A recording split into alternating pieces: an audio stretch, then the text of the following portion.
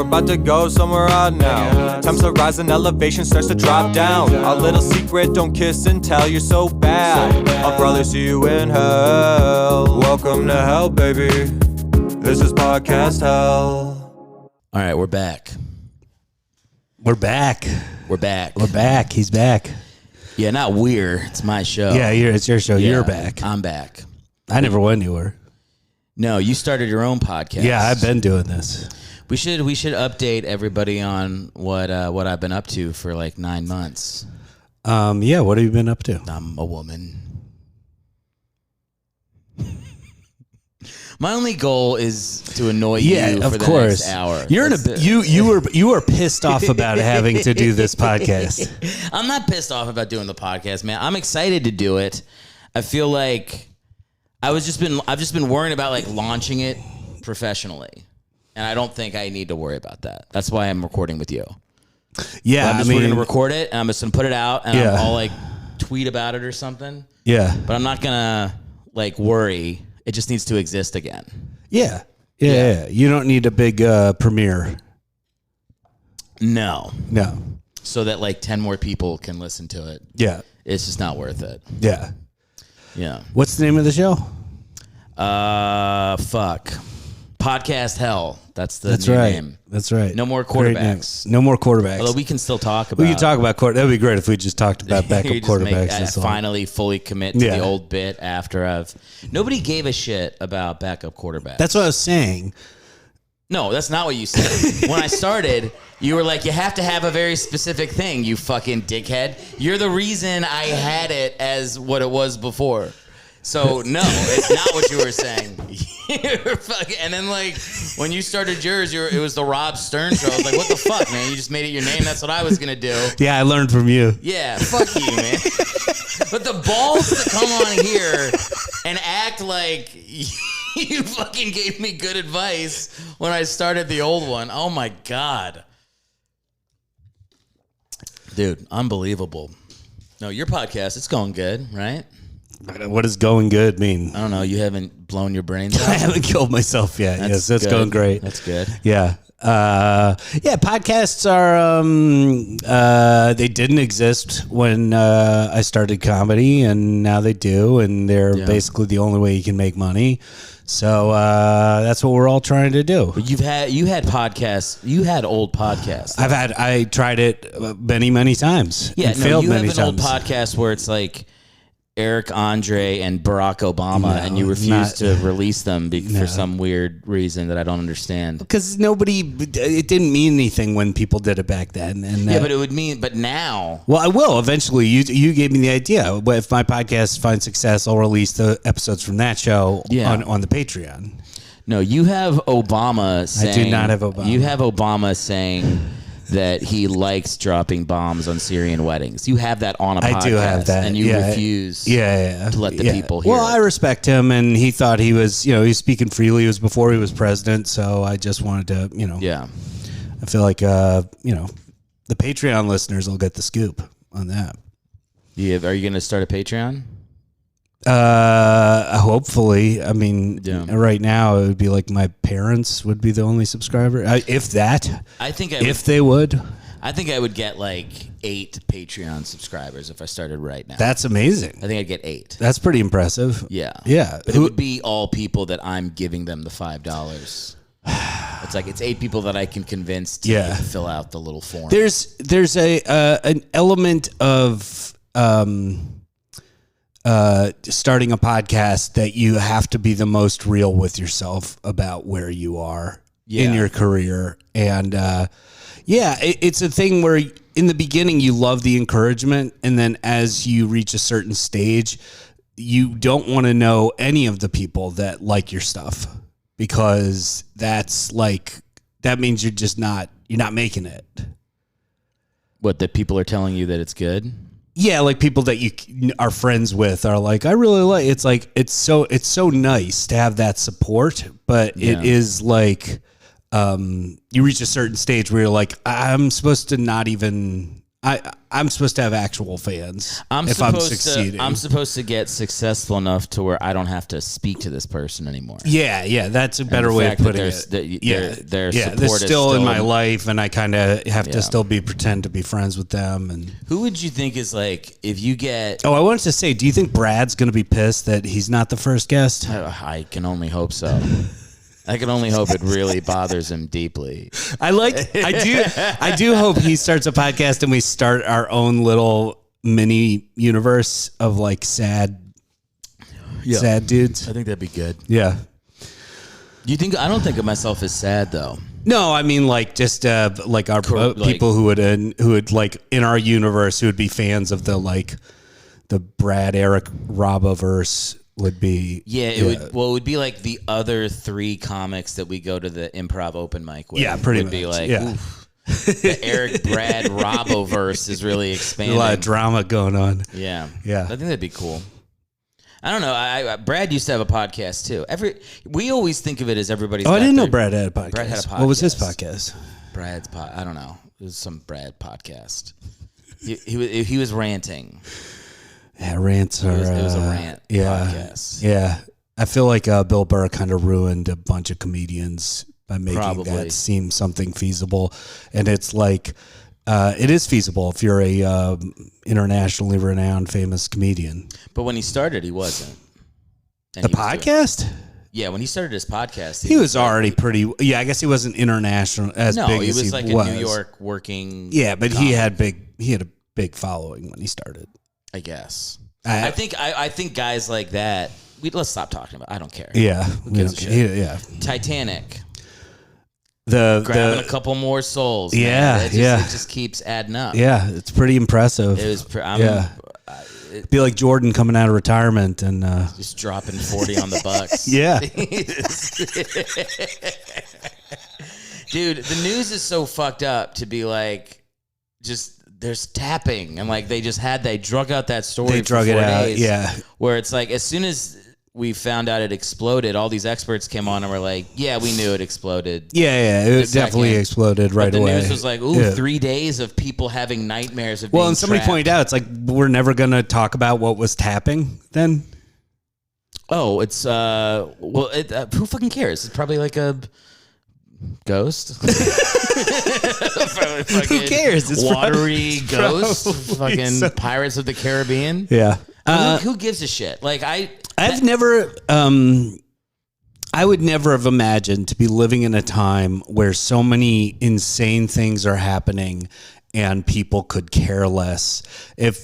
I remember in like the 90s, the idea of aliens coming, X-Files, the TV show was so interesting. It was like, whoa, what if there's like life? And now it's on the news all the time that there's UFOs and nobody cares. Nobody cares. I said this to Meredith, my wife. I was like, what would happen if the aliens land or whatever? And she was like, I'd be like, wow. And then I'd be like, what? I don't have anything to do with this. Yeah. And then go about your stuff, which is like mind blowing to me. But that is just the age we live in. If you saw when, they had the Russian coup that lasted like 36 hours or whatever. Yeah. I completely missed it. There's a great video online of the mercenary group, the Wagner group, marching into Rostov, which is a city in southern Russia, and basically taking it over. And as the tanks are rolling in, this guy who's just clearly just doing whatever he does every day rides by on a bike and has this giant speaker that he just is blasting. I think it's Afro Man's Because I Got High. Okay. And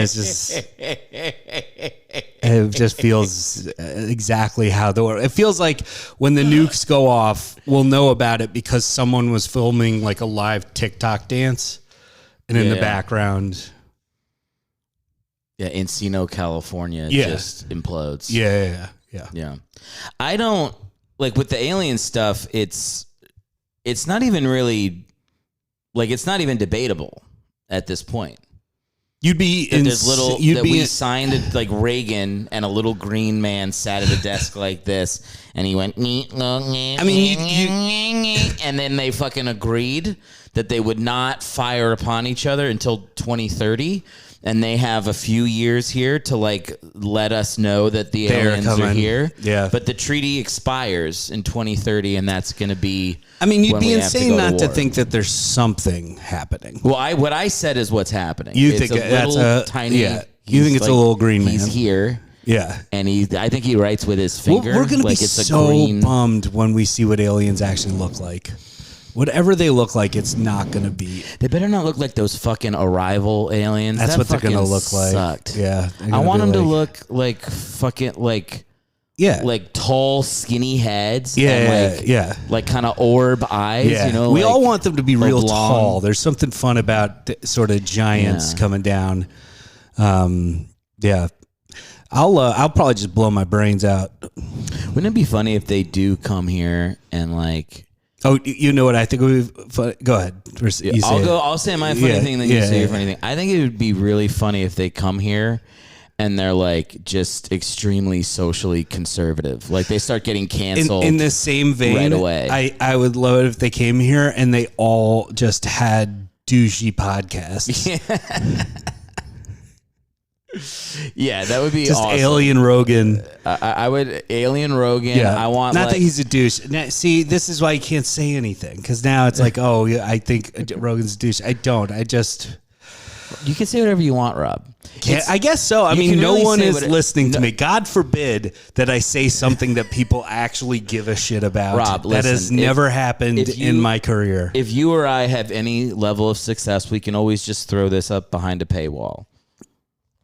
That's great. So you can say whatever you want now. Yeah, and then be like the raw, unfiltered first app. The only people that are ever going to hear this are the people that come on the podcast in the future that need to listen for 5 seconds to what the show is. To what is the show, yeah. And if they've even listened this Nobody far, does that even. They were murdered in their car and it's playing while they bleed out. There's nothing more upsetting as a comedian when I hear fellow comedians who have, low listenership podcasts like I do, and at some point they reference that the guest has never heard the podcast, and it's just like, yeah, like you can't even get the person on your show. When I go on podcasts, I do not. Of course, listen to them. Of course, because it's too depressing. You don't want to know what you're actually going into. Yeah, someone asked me. There's this guy's podcast I do. I don't remember where they live, but like it's when my podcast was sports based. When I say when my podcast was sports based, I mean from the audience's perspective, 12 minutes ago. It's only now, not that. So way back in the day, and like they'll be like, "Hey man, you know what time of the year is? We're doing our annual blah blah blah. We want you to." I'm like, bro, yeah, sure, I'll come on. And when I come on, I'm like, I have no idea what that is. I tell them, I don't listen to this podcast. And they all say the same thing, probably. They're all like, oh, that's fine, man. Yeah, we don't care. Yeah. Yeah. Because everybody understands. If you listen to a podcast, you wouldn't go on it. You would hear it, and it would make you sad, and then you'd somehow come down with something. Unless it was a huge podcast. I really if you could get on one podcast, what podcast would you get on? Josh Edelman's. He's been trying to schedule me for like 3 fucking weeks, and he acts like he made these solid plans with me when he like muttered it under his breath at a fucking mic while I was half listening. Yeah. He's like, "We said 3:00 on Saturday." I'm like, "No, we fucking didn't." There's never a record of when we're. His podcast looks great. It looks great. Is it great? Have you listened to it? No. Yeah, of course. No, none of us have listened to anything ever. And I don't want us to. That goes back to what I'm saying earlier. The truth is, I don't want you to listen to my stuff. I would love to not know any of the people who listen to my podcast. And currently, I think I know every single one of them. Well, how many listeners do you get? What's the real number? The real number, I average... I average 31 listeners an episode. Okay. Now, the clips have done very well. I've had some clips that do well, but that doesn't count. Like, that doesn't help you in any way. Yeah, how do you get the listeners up? Are the YouTube videos doing good? That's what this is. This is going to be on YouTube. No, the YouTube videos do not do well. Yeah. I mean, okay, if you count YouTube, it's closer to 50 listeners if they're different. I don't know if they could be the same people who've decided to watch as well as listen. I don't know. It's probably not that. Yeah. Uh-oh. It's all you? It's just me. You were on an episode of my podcast and you called. I made up that people had written in questions or something, and you were like, and you were so enthusiastic. It was so sad because you were so excited for me. You're like, what? You have people actually write? And Brad knew right away. Like I was just making up that people had. Yeah, it's very sad. I had episodes from this back in the day where it was like I'd get like 1,000 an episode. That's insane. But that was like that's an amazing achievement. Yeah, but that was also I think pandemic, and people were just like had nothing to fucking do. It's good you stopped. Yeah, that helps. I found that helps. Is to like get a lot of momentum with something and then get real sad. Get real sad. Gain a lot of weight and then obsess over how to re-release it. I think I told people that the podcast was coming back in like December of last year. Like I was like, I will be back in December. Yeah. Like fucking mark it the fuck down. This was coming out in June. Yeah. There's nothing sadder than the it's coming, and it's like the last episode 7 months later. Well, that's one of the things I was doing during the pandemic is I would listen to the last episode of people's podcasts. Yeah, when they would always fucking Dunzo. He'll be smelled real soon. We got some great guests lined up. I would jerk off to it. All right, we're all gonna you and I are gonna take turns. Let's take turns. Doing like our break podcast. We'll do different podcasts. I like that you're turning my podcast into my podcast. Yours. Yeah, this is fun. Come on, this sounds fun. Let's do it. All right. All right, you go first. Yeah, so just dealing with some life stuff right now. Gotta take care of the old parents, and but don't worry, I'll be back. Basically, once I'm back, move back to Niagara Falls. Just get back on my feet, and oh boy, I shouldn't have coughed in the mic there. Well, yeah. So don't count this as the end. This is just the beginning. All right, here's mine. Look, you guys know I've been talking about for a while. We're taking a little break from the podcast, maybe a couple weeks. But the wife and I, we got the RV set up, and we're going to Yosemite National Park to do a vlog. We're going to be doing a couples vlog from Yosemite National Park. We've been fighting a little bit leading up to this trip. I don't think anything's going to explode. I mean, I do have temper issues, and she gets on my nerves, but we're going to be fine. We figured this, then therapy. So it'll be me and my wife in a camper for about 3 weeks. Follow us on the YouTube page. And when we're back, we're going to have a couples podcast. It's called Tripping Around the World. I'm not going to fucking hack her head off with a hatchet and go blow my brains out in a river. All right, see you in a couple weeks. Oh, my God. Yeah. No, it is hard to keep doing this. Yeah, it's insane. It's hard to keep doing this. I think it's like we just have to. It was hard to keep doing it when they told us that you could make money doing it. Yeah. Now it really shows how much of a sickness comedy is, that we know there's no money in it. Literally, successful comedians are telling us there's no money in it, and yeah, I guess it's just like, I don't know. You have to have, I don't know. I feel like I'm having fun as I get. But that's what I'm saying. This is fun. No, but the thing is, that's the switch that we have to make, which sucks. Is it's like, I'm doing this for fun, like that. Yeah. That is kind of where my head is at with comedy. I had good news, which you know about. I got passed at the Hollywood Improv. Are you passed? Delete that. Wait, let me make. Okay, wait. I'm going to make some more announcements and then call. All right. So as you know, I speaking to 3 Arts right now, major management group. Yeah, and that's great. I think they're going to sign me. I think they did sign me. Oh, that's nice. Yeah. Congratulations. Delete that. That's not true. Well, is the first one's kind of true, isn't it? I don't know what it is. I got booked at the Hollywood Improv. Not passed, is what I should say. I got booked at the Hollywood Improv. I don't know if you ever get past there because it's like I remember talking to people.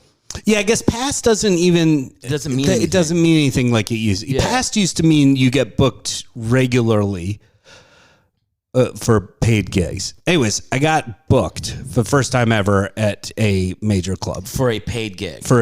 Which has That's never fucking happened awesome. in my career. Yeah. And I feel ecstatic about it. And at the same time, You said yes to the. I would say yes in a heartbeat. Hell yeah. Hell yeah. We got people from. Make sure to check it out. Yeah, what do you think? Hell yeah. Great guy. What are you doing? The one place that I'm fucking booked. The one place. What? That gives me spots. No, I thought we could. He's a great guy. Yeah. What's your favorite joke is? Shut the fuck up, dude. Shut the fuck up. It's annoying. I'll start talking about trans shit. I'll get you back. Fair. Yeah, fair. Yeah. All right, well, let's get a fucking screeching halt. Just trying to piss each other off. Okay, can we say what was happening before the podcast started with Liz? I mean, She just kept barking up here for me to close the door before we even started. yeah, It's I mean, like- but also we understand. You understand. What do I understand? It's like it's the regular relationship shit of just like you're always around. Yeah, you know what I she's mean? just like I'm like, "Oof, it's a big day. I'm Yeah, doing the podcast." She's like, close the fucking door. Yeah. like 4 times. Yeah, but she's also a comic, so it's a different thing. You know, there's only so much encouragement she can give you. Yeah. Do you still ask? Do you ever put a clip in front of Meredith of your stand up and be like, "What do you think of this?" No. We have a very you never we have show her. we have like a very strong border between our professional life and personal life. Like I It don't. feels like it's crumbling a little bit though. Like you guys do a little more. Like every once in a while, you'll be like, "I read her script" or something. Like it feels like you're not as strict. about that as you used to be. we're as strict as we've been. The only thing I've ever really worked with her on was I just did a wedding speech, and it's like I needed I needed her input. Like How did your wedding speech go? went really well. Yeah. It was an amazing wedding. Yeah. Yeah. So Yeah. tell me, did you get laughs? Did you get Got laughs. So the guy who went before me is my friend Brian's friend. His name is Steinman, and he's from Long Island, and he's one of these guys who kills us as comedians because they're just funny from New York. Yeah, And it feels very specific to places. Like I feel like you meet people from like New York, random like deep South cities who are just so naturally fun. Like they just grew up around. They're just so naturally funny, and he gave a great speech, and he was before me, and I'm the professional comedian, and it was like. And that's how they introed you. They're like, and now No, they didn't. Brian's professional comedian friend. They didn't say that, but it was kind of like I was talking to people afterwards, and people were like, "Yeah, everybody was expecting, And then the guy kills in front of me. I mean, he's not a professional comedian, and his jokes were absolutely hilarious. Yeah. And it was terrifying. But yeah, it went really well because I did prep. Like I did so much prep for it. Yeah. If it didn't go well, you wouldn't see me. That would have been the. I think I would have quit comedy. Yeah. If like, I thought you meant you would have killed yourself. Yeah, I think I joke about killing myself, but I really don't have it in me. It's not. I like most of the simple joys in life. I don't think I would. Yeah, I definitely like lately. But I may have quit comedy. Like I may have been like, at least I would have taken a long time off of comedy. Yeah. I would have been like, so I'm just gonna. As some of you know, I'm just taking a break from stand-up. I I've been doing it for a long time. I had a great time doing it. I just need to sort of focus on myself. My doctor's really worried about my blood pressure, so gonna deal with that, I guess. And when you're doing comedy, you don't really have time to take care of your blood pressure and shit. Like, no, that's one of those things that like it's like 8 or 9 on the list of things to worry about beyond like. When am I going to get a paid spot at the Hollywood Improv? Yeah. You know, that really does take. Yeah. Yeah. Dude, it's very cool that you're going to get a spot there. It feels really, really cool. It also is like 10 years too late. Yeah, maybe. I mean, not really. Like, I'm so grateful. Rita is amazing. We love Rita, but Rita who's definitely watching this. Shout out to Rita. She watches every comedian's podcast. We all know that. But yeah, it's like, man, really should have been trying to do this about at least 10 years ago. Look, we get the. Life is long. The race is long. And in the end, life is long. No, listen. Life is long. Yeah. The race is long. Yeah. And in the end, you're only racing yourself. Yeah. Yeah. Said like that's like such a poor person like thing they tell themselves. Well, my favorite poor people have. Yeah. My favorite is like. When people, this is how you know someone's doing badly in their career. Yeah. Is when someone asks them, are you having success? And they go, well, how do you define success? Oh, my God. How do you define success? That's my favorite.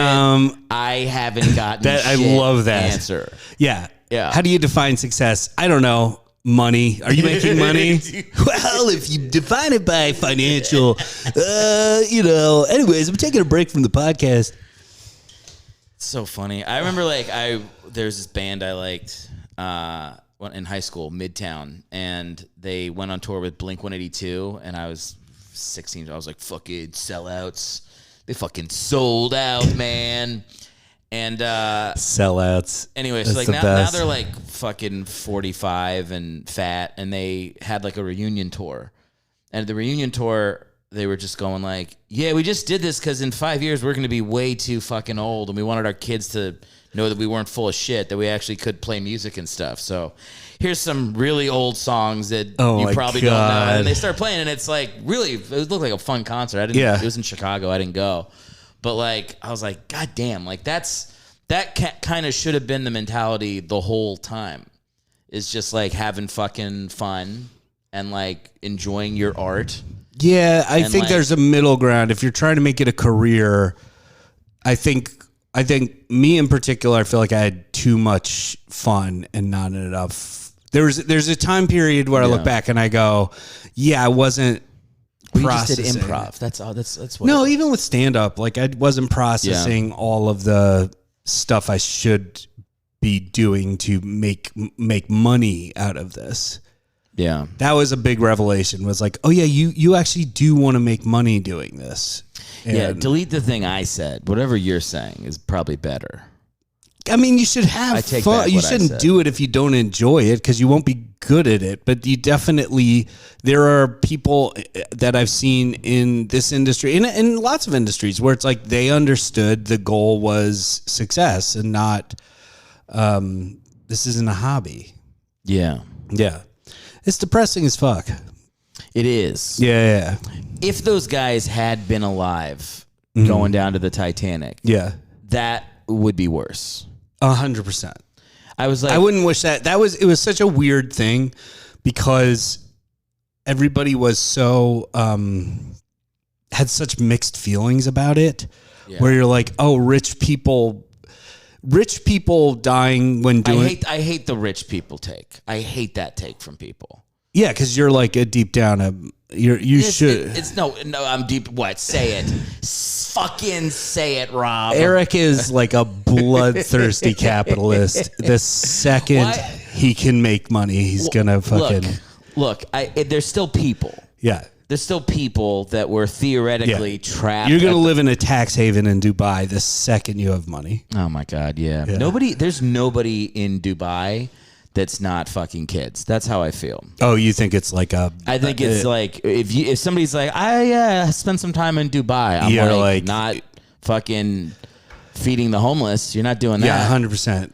You're not doing good stuff in Dubai. I don't know I don't know if I'm going to go as far as you, but I will say, yeah, you're not. Yeah, Dubai is definitely not filled with a bunch of do-gooders.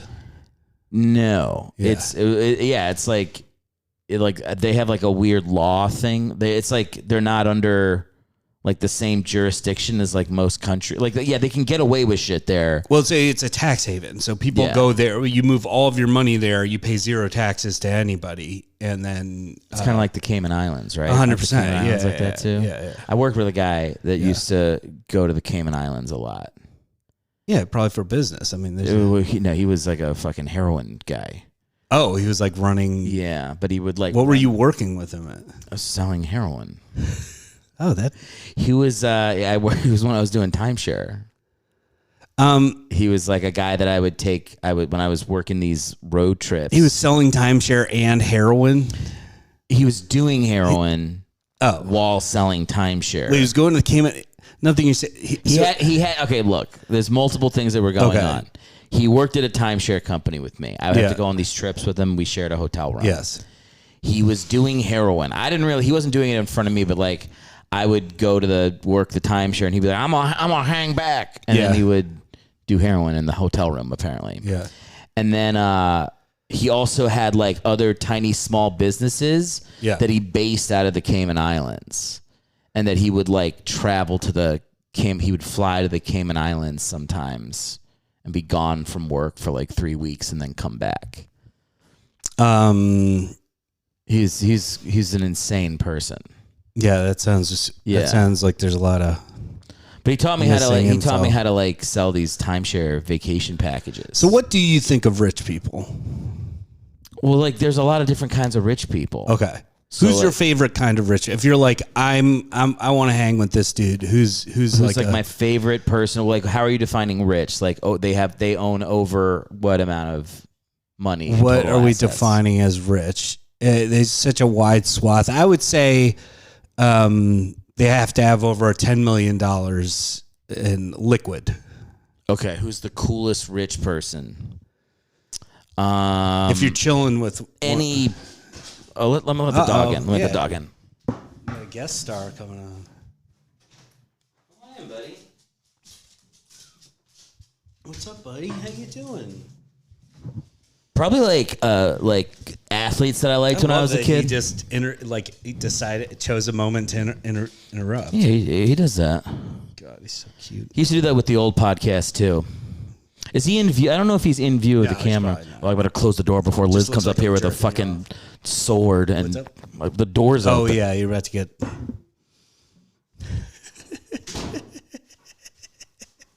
Starting a fucking podcast. A little bit of support. Just like hey, you got this. Just close the fucking door. Close the fucking door. Shut the fuck up. I mean, especially you and me. She's definitely heard you and me talk enough for a lifetime. Yeah, she doesn't care. Yeah. We're all friends. 100%. Yeah.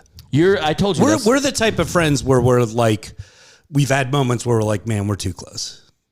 Yeah, I take big loud shits at your house and no one fucking tells me that you can hear it. And then I come out and you're like, oh, here comes the fucking Erick shits a ton. And you guys have like a funny joke about it that you've been saying. No, it was I mean, it was a loud shit. Look, I have disease. Yes. Yeah. Now we know why you had a loud shit. Yeah. No, we've had many moments like that in our relationship. Yeah, that's true. Which is great. I love it. That's the great thing about becoming like older friends is realizing like that you can be super honest pretty much about everything. Yes. I can't think of anything I wouldn't be willing to tell you, except something I didn't want you to tell other people. I'm getting good at that though, man. Yeah? I've got. That's awesome. I'm getting much better at secrets. Yeah. Gordon, don't fucking knock over the camera, dude. Don't do that. We're hanging out, Gordon. Come on over. Come over here. Good boy, buddy. He's probably like, I think the camera caught right under the table. I love so that he leans into you. It's like my favorite thing about him. He's a good dog. Really, he enjoys cuddling.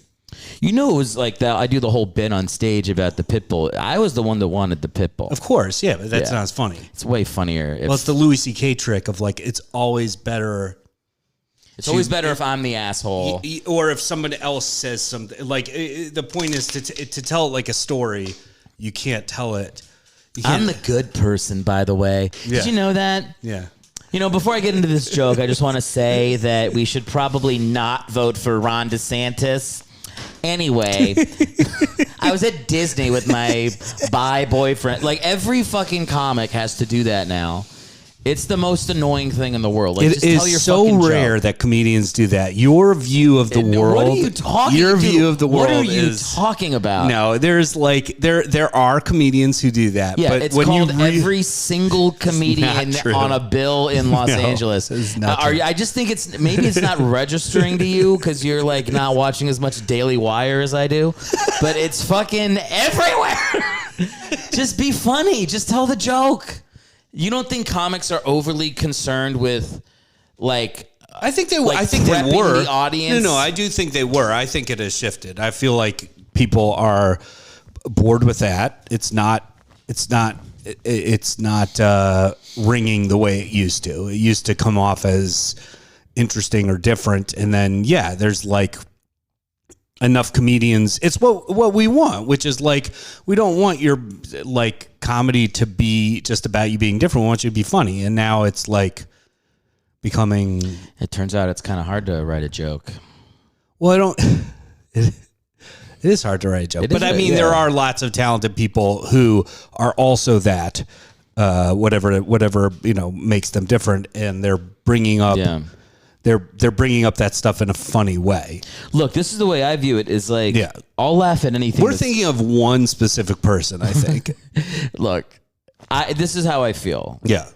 It's like, I'll laugh at anything, even if I completely disagree with 100%. I laugh the hardest at stuff that like is, if it's a great joke, and like as a fat dude, if somebody has a great fat joke, it fucking kills. It's so funny to me because it's like that mixture of like pain and comedy that is just like the hardest laughs. As a Latino man living in this country, I feel the same way.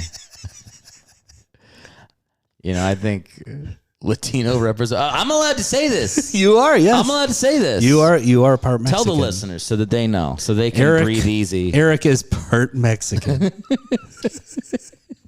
And it kills him that he doesn't look more Mexican. It would have been better if I had embraced this way sooner.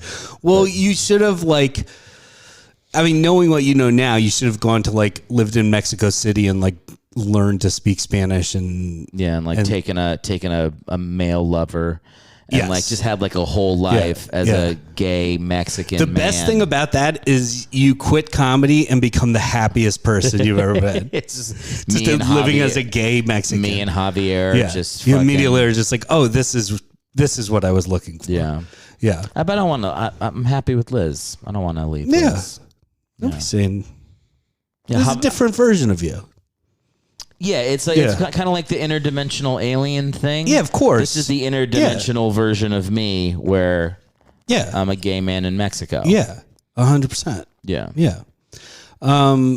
My views on rich people are conflicted because I've met very nice rich people. I think that the hard part with wealth is that we want to define people as bad or good so desperately in this country that the idea that it's easier for us to be like if you're poor to be like, or if you're not earning money, to look at someone who's earning money and decide that they're doing something evil or and it's like there are people who got lucky, whatever you want to call it, and just have money, and they're nice. They're nice people. There's also people who create something of value and sell it and make a lot of money.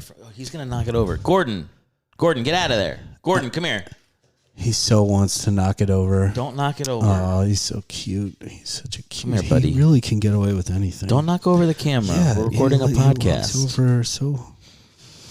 And you could cut a lot from this podcast. It just looks like you're jerking off and I'm helping you. Yeah. Because the dog, I'm like, yeah, come on, buddy. We believe in you. Good boy. Good boy. Oh, man.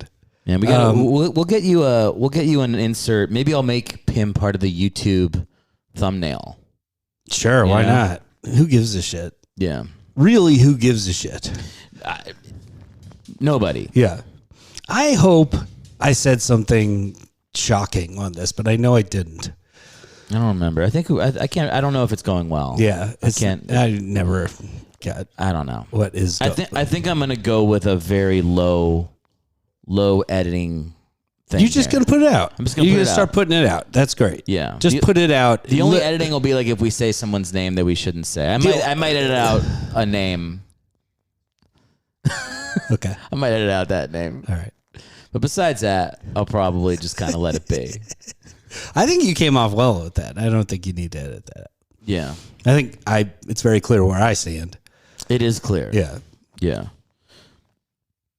Oh, he's laying down. Good boy. I mean, what is your dream version of this podcast? It's just you having conversations with your friends and it's just feeling like a hang, like no pressure, like chill. Does this feel like a hang? I feel I'm more comfortable doing what I do on my podcast, which is almost kind of scripted in a sense, but I feel like I also understand, like the thing that's impressive about the successful podcasts that are hangs, is being able to be aware that you're talking to other people, that other people are listening, but still being able to be naturally how you would be. Yeah. But the problem is you and I feel like would be way more specific about things, about people in our personal life, if we were being like our most normal hang. Yeah, we'd be shitting on our friends. Yeah, we'd be shitting on our friends with love. We love our friends. Of course. Yeah. That's kind of what it means. Like that's kind of what it means when I remember I said this to my dad once when my dad's upset that I talk about him on stage, and I was like, I only talk about you on stage because I think about you a lot. Like the people I don't talk about on stage are people that aren't important. And he was like, I don't give a shit. Stop talking about me on stage. Yeah. He didn't buy your bullshit. I was like, no. It's too funny. It's too funny, bro. I only tell people about your worst qualities because I think about you all the time. But also like it's also not. You're telling the truth about your dad. The hard part. Sometimes this is the hard part. Is like the most extreme thing you've said about your dad is true. Yes. On stage. That's how I feel. I have stuff that I haven't said about my dad because I struggle to make it funny it makes me sad to like go at that. And same with my parents in general. Like, I don't think that they're, I don't think that I also like when they come to my shows. So I don't particularly love the idea of roasting them in any way that's like, hurtful or make them feel like embarrassed. I do think you have to kind of like you have to find a place. There's like a happy medium, because I always tell like I talk about Liz on stage a lot, but it's not really Liz. It's like a amalgamation of multiple people that I've been with, and sometimes I just make shit up because it's funny, and I'll give her a perspective she doesn't really have, or myself. But you deal with the repercussions of that. Sometimes, yeah. Like the other night, what Brad said to you about about what you're joking about. But who gives a fuck what Brad thinks? Brad, you know what he said? You know what he fucking said to Liz? What? He goes up to her, like, I'm telling a joke. She's telling a joke about a threesome.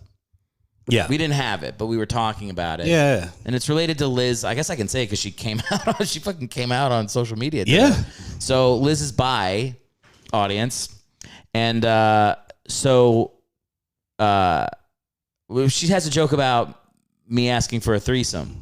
I have a joke about me asking for a threesome. Yeah. While I'm doing my joke, Brad goes up to Liz and whispers in her ear, "This is your story to tell." Fuck you, Brad. What? Yeah, he doesn't like that I'm talking about it. He thinks it's her. He thinks it should be her bit. Man, Brad loves drama. I'm He's such a little theater drama. Next time I see Brad, he's going to come on this podcast and have some shit to answer for. That's great. Yeah. I can't wait to hear that. And by the way, don't say shit to Liz, Brad. She tells me right after. All right? You're not hiding. You're not going to do this. All right? He'll be the next guest. That's great. Yeah. I'm excited for that. All right. Yeah. I haven't pissed you off in a while, have I? I don't think so. When's the closest we've ever come to you? Because you do fantasize about beating the hell out of. I imagine you. Of you? Well, I imagine you have had violent thoughts about pretty much everybody in your life. I don't have I've never had violent thoughts about my wife. I do have violent thoughts about strangers all the time. All the time. Okay. All the time. Yeah. Where I'm like, I'm really hurting people. Yeah. Like I do have those thoughts. Yeah.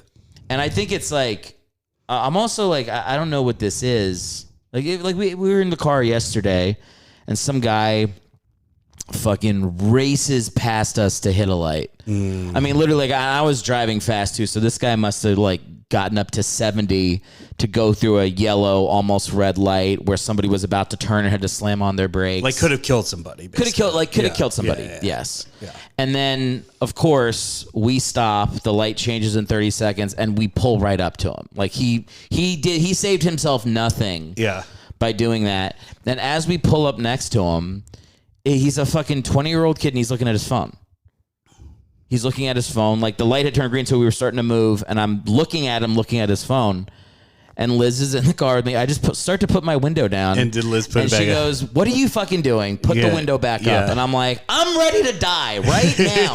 I'll fucking die right now to tell that fucking douchebag to put his goddamn phone away. He could have killed someone.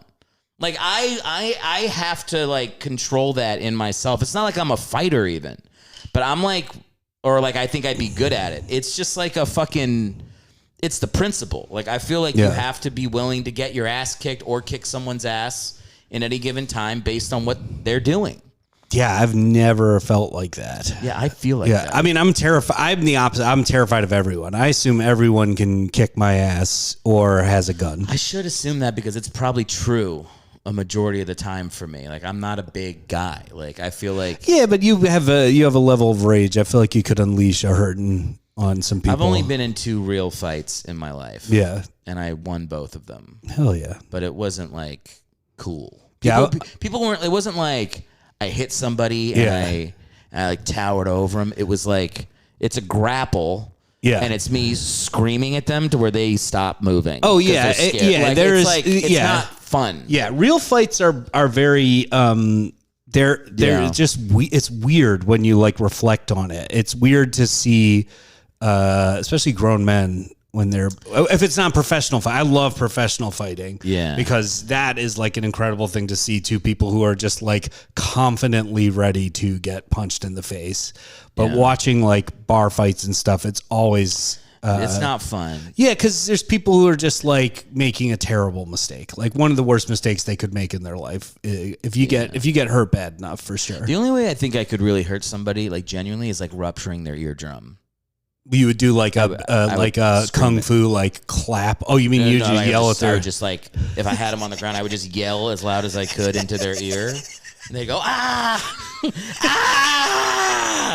Like, that's what I could do. I've never even thought of that. I remember That's pretty inventive. I remember my dad, when I was a little kid, he was like, Eric, you ever want to intimidate somebody? Yeah. you lean into their personal space and you start to whisper, but just a little bit closer than you normally would.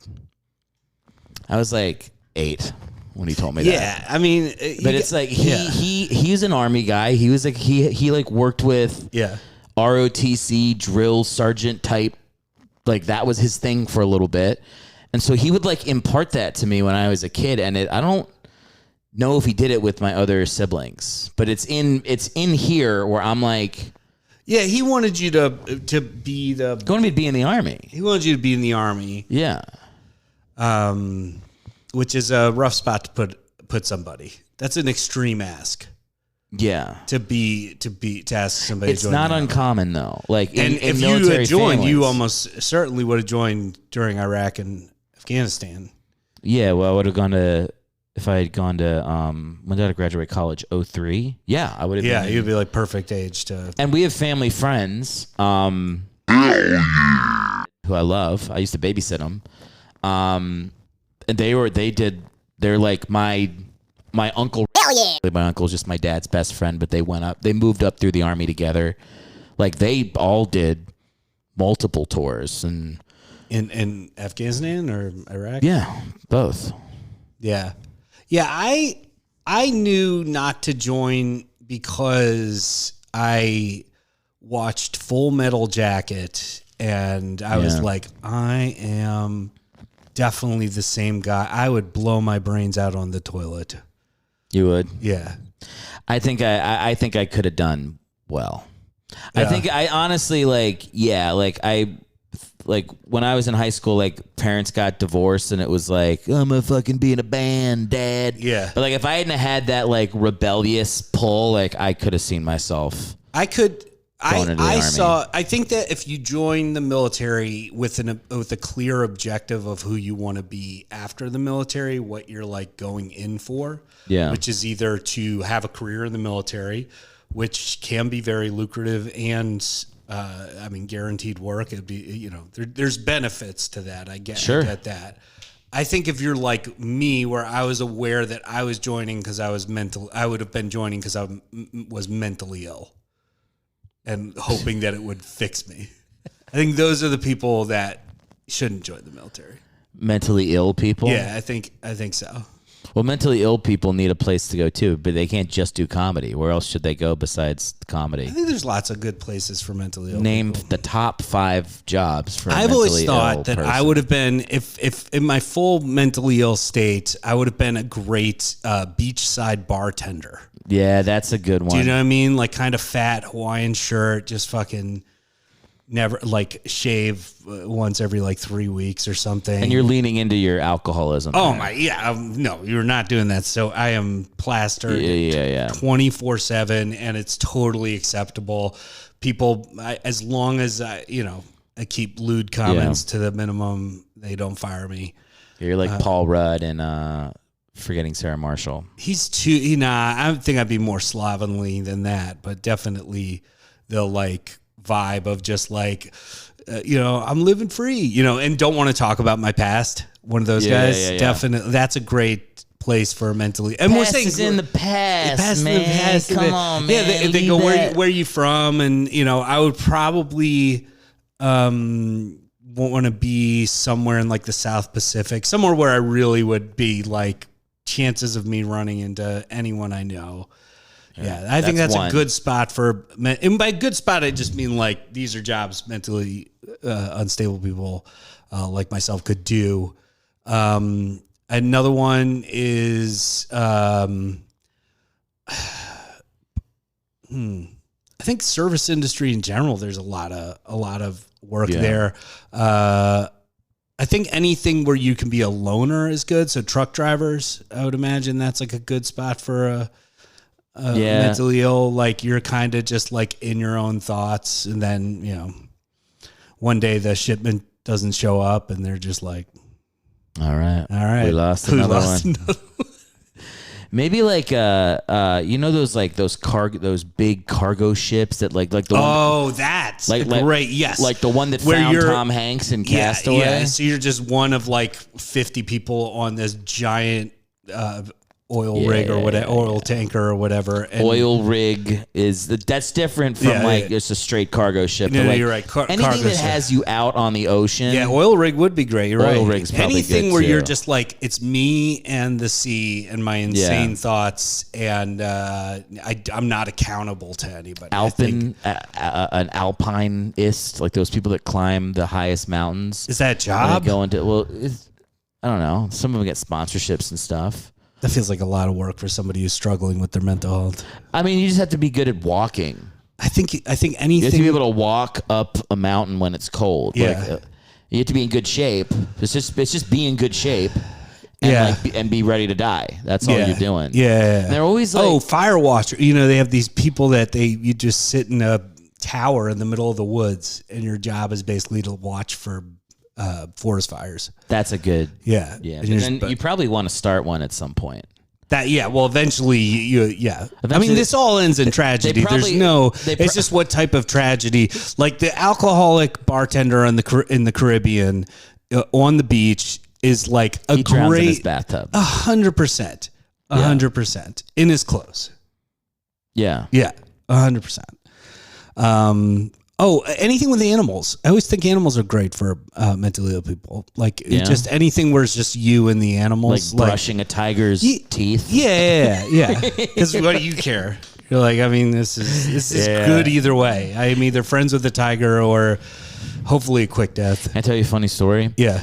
You know my friend JJ. No, let's keep going down this funny story. I think we're my friend JJ was like, when we lived in Williamsburg, Virginia. We got season tickets to Busch Gardens when we were in college, and so we would go and get drunk and see shows and stuff and ride roller coasters like all summer. Yeah. And this one time he was like, "All right, we got to go see their show Pet Shenanigans." And I was like, "Why?" And he's like, "'Cause it's fucking insane, dude. It's like they have all these wild animals and they do these crazy fucking tricks." And last time I saw it, I was blown away. Like, we can't be here all summer and not see Pet Shenanigans once. I'm like, all right, let's go see Pet Shenanigans. And we go, and it's me and JJ and like 5-year-old kids. And it's like a cat turning around or like an iguana like walking on a fence. And he just turns to me like halfway through the show and he's like, "Yeah, now that I think about it, I was like 6 when I saw the show." He fucking carried for decades that this is the most amazing, craziest fucking show he'd ever seen. I'm trying to think of like childhood things that have let me down. Oh, like I went to Chuck E. Cheese with my nephews, and it's great, but it's definitely like the animatronic band is not what it used to be. Well, they don't even have it anymore. Now they have just Chuck E. Cheese. Fuck. Yeah. And he had a full band. He had a full band, yeah. But it's good. Like I do think it's a good design. He had like an Arcade Fire style band back in the day. There was like 5 other people in it. Yeah. But that if you like going there for the first time, my memory of it being like this giant arcade, and it's definitely not that anymore. Did you ever do DZ Discovery Zone? No, I think I was too old when DZ came out. I took my nephews to something called Billy B's, which is a DZ on like steroids. Like, it's incredible, and adults can play on it too. So if you have a nephew or a niece, I recommend going there because it's incredible. Yeah. It's just giant. Yeah. All right, we'll do DZ. Yeah. My brother started a place that was supposed to put all that out of business. And then pandemic. Yeah. Phew. Yeah. Down. Yeah. If aliens come... you have 90 seconds to wrap this up. Oh, really? You're like doing hard out hour? I was like, fucking cares? Liz is going to come up here with a fucking samurai sword and lance you in the belly. That'll get some views. That'll get some fucking views. Yeah. Yeah. In my moments of desperation, I've thought of like, how can I fake a tragedy for to grow this social media account. I've thought about that too, but I always think of how can I stop a tragedy?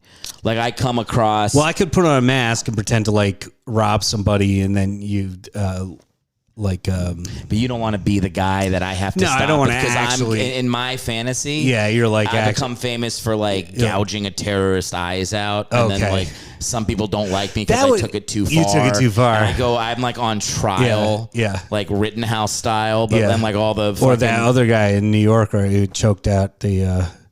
Oh, that guy. Yeah. What's his name? I don't know his name, but yeah. Yeah, like it's one of that's like where my mind goes. Yeah, you're an anti-hero. Yeah, like I'm loved and I'm hated. Yeah. But I know that I did the right thing. Yeah. You know? I don't know. The subway guy, definitely, I don't think he did the right thing. I think he did. Here's the thing. We weren't there. So I don't know if that guy hit anybody, but then they look him up and he had had been arrested like 60 times for assaulting people or something. Right, I guess we should end this. I don't know what he did. I'm not saying he did the right thing or he did the wrong thing. I'm saying I have no fucking idea. I'm saying he did the wrong thing. He definitely. But you don't know he did the wrong thing. Yeah, there's enough video evidence. It seems like he subdued the guy and then kept holding on. Okay, that's like the line. I guess it is. It's a very clear line. It's the same thing they say when you have a robber in your house, and if you fear for your life, you can shoot them. But like if the robber is shot on the ground, you walk up, doesn't have a weapon, and yes, you're not allowed to do that. No, he's in your house. No, you're not. What fucking country do we live in? You got to like fucking nurse him back to health. So he you can tell his do buddies. I think you just. I think you just have to make the choice not to execute him. There's nobody's asking you to do anything. You can't kill somebody. 100%. What if he comes in and he's like, "I'm going to kill you," and if you shoot them, depending on which state you're in, if you shoot at them and you can prove that without a doubt you thought your life was in danger. Sure. You really thought your life was in danger. Well, they're in your house. Let's say something right now. If someone comes into your house, your life is in danger. Think of what kind of person 100% would come into your house 100%. While you're sleeping. Now imagine that your kid sleepwalks and accidentally sleepwalks into your neighbor's house. That's not the same thing. But the point is you have to clearly feel afraid for your life. And that doesn't mean you have to wait till you can clearly see the gun. I think it's just that if the evidence shows that the room was brightly lit and it was very clear that the person didn't have a weapon and was thought they were robbing you while you were away, or they didn't realize a person was there, then I think it, depending on what, but in then you Florida, should go to jail. In Florida and I think in Texas, you can pretty much just kill people. Yeah, you pretty much just be like, you were in my house, you die. Yeah, which you're a fan of. If you're in the, I'm not like who was the kid that died down there in Florida? Trayvon Martin. Well, that was insane. That's totally different. That kid wasn't anybody's. But if someone comes, an actual person, it's not a mistake. Yeah, I'm a person. Yeah, I'm coming into your house. Yeah, I know you're in your house. Yeah, I'm sneaking in. Yes. I think you can you're allowed. I think even in California, you would be allowed to shoot the person, but you would then come up to them afterwards and go arm, leg, balls, stomach, and then wait, and then selfie. Yeah, like one of those fucking psychos that kills elephants and then teabags them in the photo. And they're always like, it makes them so much money. And I'm always like, it does though. I get it. That is true. I do get it, but it's a frustrating thing because it's like it's such a weird thing when it's like, yes, it's beneficial, but also Can you imagine the rush of energy you get when the elephant goes and fucking a big thing collapses? You think you get a rush? I think I would get instantly. I think I would instantly. I think I would hate myself. I think I'd feel very guilty too. I remember when I was a kid, I caught a firefly in my hands and I smushed it by accident and I cried myself to sleep. I still eat meat, by the way, but I'm saying I don't think I would ever do that. But if you're that guy, as long as you're not like a poacher, in which case, then you should be killed. It's a thing where it's a thing we've accepted in this world where There are bad people who have bad intentions, and if we make a legal way for them to do it where it also benefits society, then that's it's like this weird balance where we're willing to be like, I just can't I can't personally imagine. I can imagine killing an animal for food. Whenever I've like pictured like needing food, or at least at the bare minimum, if I'm going to eat the animal, then there's something about it. But you eat meat. And I eat elephant.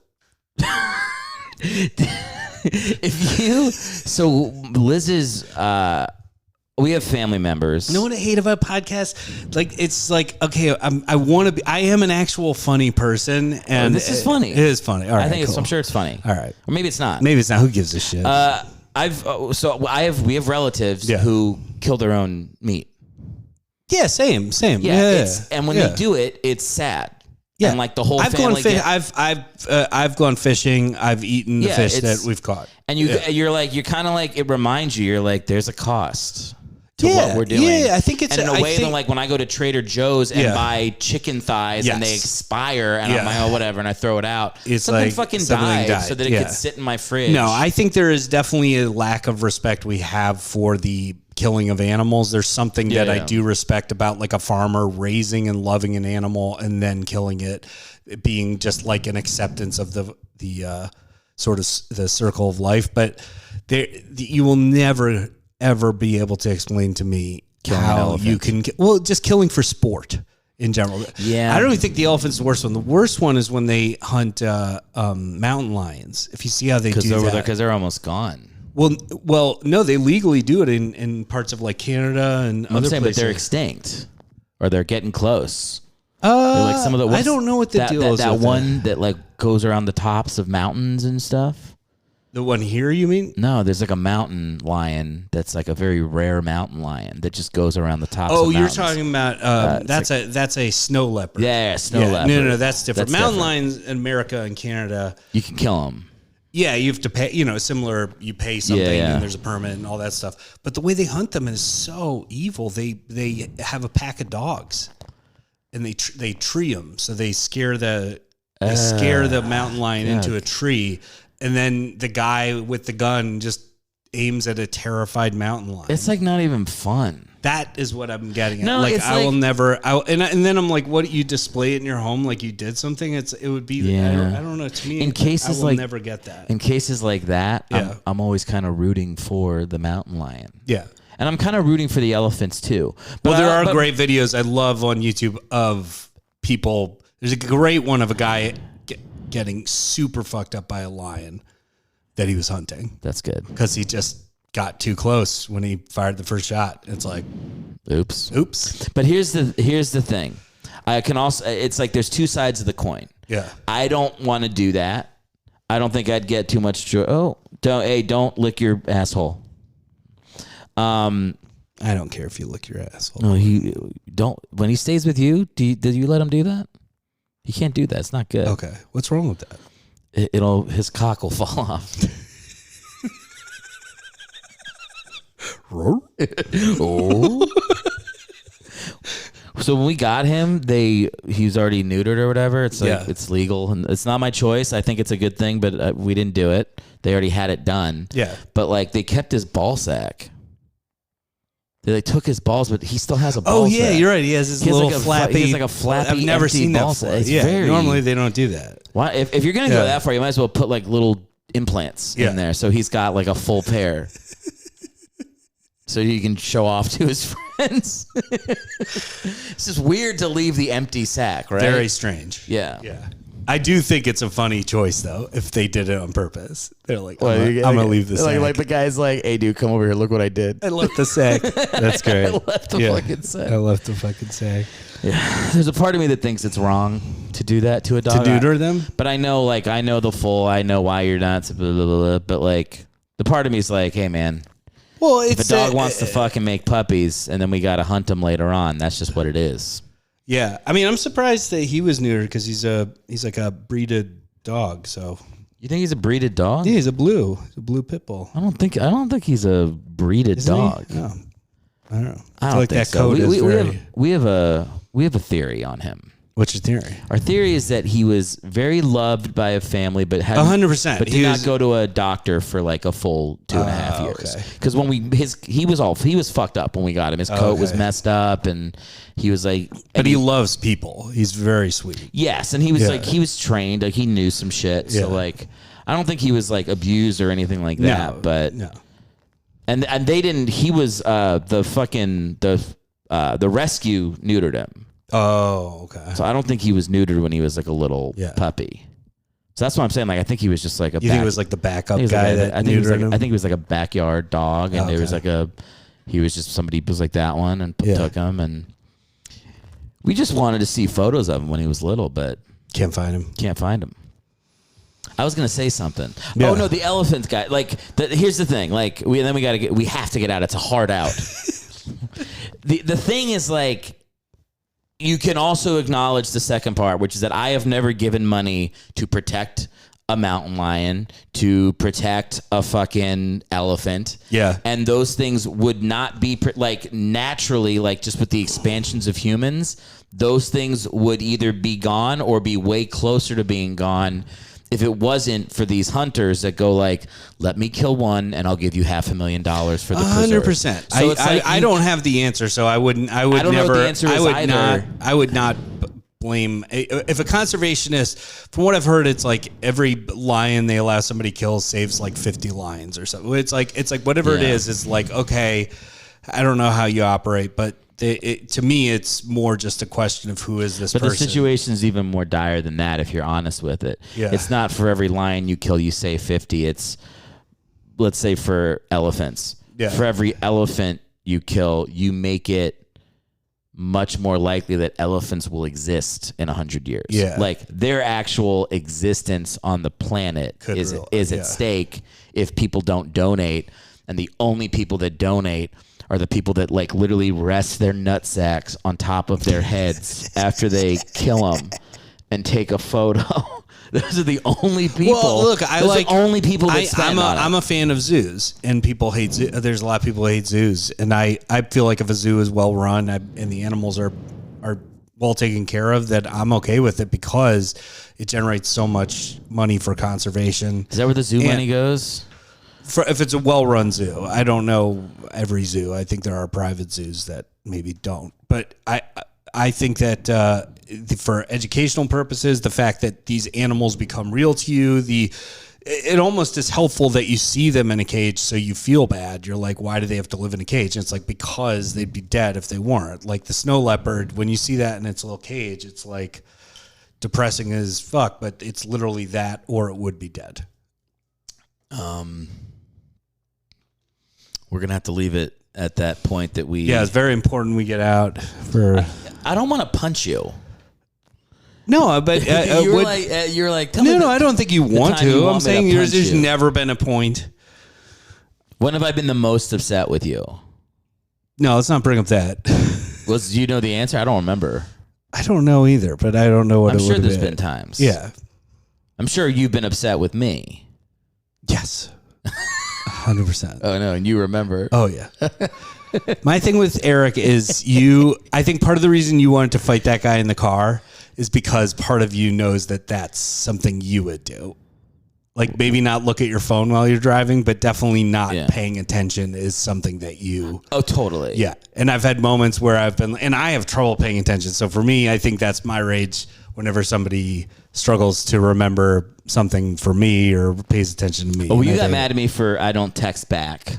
That was a big deal. I had to talk to my therapist, and they were like, you got to tell them because you care about the friendship. And that's a big deal to grown-up friendships, is that I've realized I was like, that was a big moment for me where I was like, you got to say, if you actually want to remain friends with somebody, you have to tell them if something they're doing is hurting your feelings. But do you know what you remember what I told you? It was the best. It's one of my favorite memories ever. You said, I fucking hate that. It was like a reveal. You were able to come out and be like, I fucking hate it. You hate it so much. And it changed. It was such a great moment because now I know that if I really need to get in touch with you, I'm calling. And I was like, I've started to say that to other people. My sister called me the other day and I was like in CVS about to order medicine. I was like, hey, Anna, hang on for just a second. I'm going to bleep her name out. Yeah. Hey. Bleeping out your sister's name? I don't want to say my family's name. This podcast is very popular. I'll leave it in. I mean, God forbid. I'll leave it in. God forbid we find any level of success where we're worried about our family's names on the podcast. I remember when I was on America's Got Talent, I started doing that. Like I started like not mentioning family stuff. Yeah. I took off all these personal photos off my Instagram because I was like, oh no, here come the crazies, and then it didn't. Turns out it didn't happen. There's so many things I was scared of. As when you're starting on comedy, I think it's like we need that ego so bad to get us through the starting of comedy, which is so hard. Yeah. That we do all seem to have these fantasies of like, well, if I get famous and blah, blah, and it's like, do you understand how impossible it is that you would ever become famous? Ever. Like the amount of amazing things that would have to happen. Well, we have friends and close acquaintances now in LA that are absolutely crushing it. That are like past at clubs, that make money, that do some touring, and they will never be famous. It's like even like 3 rungs up. It's fame is there's a difference between I'm a working person in this field. Yeah. To be famous, there's like 15 of those people. There's like 15 famous people. Yeah, it's such a small. It's Julia Roberts. It's George Clooney. It's the that's it. No, that's it. No, it's the Philadelphia Fanatic. The Philadelphia Fanatic. Also Gritty. And Gritty. Gritty's coming up. Fucking Philly, man. Gritty's moving up. Everybody who Philly nails the they should mascots. design every mascot. Well, why would we? We want the best ones. I know for you us. want the best ones for No, Philly Fanatic is the best one, and then Gritty. Have you ever seen the Giants mascot? No. It is a football player.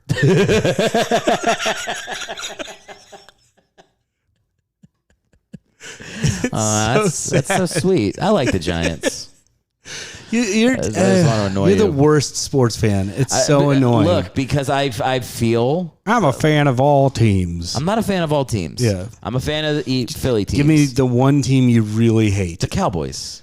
Okay. I hate the Cowboys. Right, good. I will root for them to lose no matter who they're playing. I will root for them to lose if There's two answers. You either hate the Cowboys. You gotta hate the Cowboys, and you gotta hate the Yankees if you're not a Yankees fan. I don't like the Yankees. I don't hate them. Yeah, I don't think I hate a team, and I kind of hate the Braves. Any team that tortured. Well, I hate the Braves, but I'm a Mets fan. I'm a Phillies fan. Yeah. Any team that tortured a team of mine when I was a kid, I hate. So I hate the Celtics because they always dominate the Phillies. Yeah. I hate the Devils, the New Jersey Devils, because they used to befuddle the Flyers. I hate the Cowboys. And what's the other sport? The Braves. That's it. Yeah. I was gonna say and then we have a very hard out. So we gotta end it on this. Seriously, this is the end. No matter what thoughts come. Yeah. No, I told my sister to call me, and I was busy at CBS.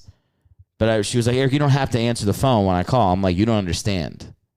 If I don't answer the phone at any moment, like even if I'm taking a shit, you'll never hear from me because I don't want to text. Yeah, you need the phone. I'm the guy. But you know what you said too that was helpful. You're like, I will call you back. Yeah. Yeah. If you like if I call you and you don't pick up, I generally get a call back from you eventually. Yeah. Yeah. You got to call me. Yeah. I'm a fan of it. I don't like texting. Me and Liz, when we first started dating, that was a thing. Yeah, because she'd be like, "Why are you?" She'd be like, "Why are you calling me?" I'd be like, "Because I'm not going to text you ever." No, I get in fights with friends about it because I don't like the long texts. It's like, okay, for me, I'm fine with the quick text. Yeah. You know, what time are we meeting up? What, question, answer, whatever. But once it's a conversation, it's mind blowing to me that people enjoy conversing that way. I hate it. Yeah. I don't get it. The old ball and chain with the text. She'll send me. A therapist told me something great, which was like, you can't really read emotion in text. There are tons of fights that people get into with each other because they misread what the person texted. Yeah. The way they texted it, they heard it in a way that wasn't actually said that way. And so, like, I'm a big fan of the voice phone call. voice memes too can be pretty nice. Oh yeah, sending I'll a leave voice some of recording. those. Yeah. All right, even Gordon's getting restless. All right, we got a heart out. Rob, are you have any shows coming up? Anything that people can? Yeah, check I'm you out? headlining Flappers. So, Come on, man. Tell them the real fucking thing you have. I'm performing at the Hollywood Improv on July 1st in the Lab. And then if they want to listen to the Rob Stern show, where can they go? Just go to therobstern.com. That's where everything is. Listen to the podcast, download it. It's very funny. It is unlike any other podcast out there, I think. Yeah. And you got some, I'm on there a bunch too. So Eric is on there all the time. It's really fun.